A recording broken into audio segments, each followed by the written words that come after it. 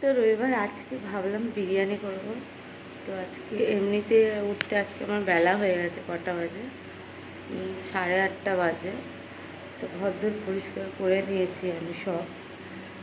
এবারে বিরিয়ানিটা বসাবো, এখন না একটু পরে বসাবো, কারণ স্নান করবো, পুজোটা দেবো, তারপরে বিরিয়ানিটা বসাবো আর তোমাদের সাথে শেয়ার করবো। ওকে, বাই বাই। মশলা, এর মধ্যে সব রকম আছে।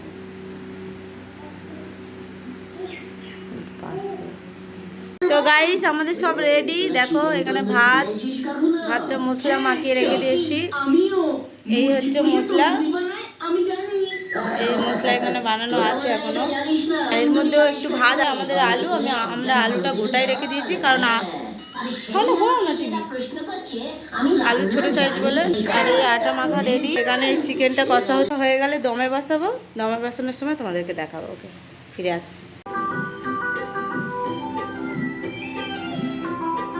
ব্যাস ব্যাস।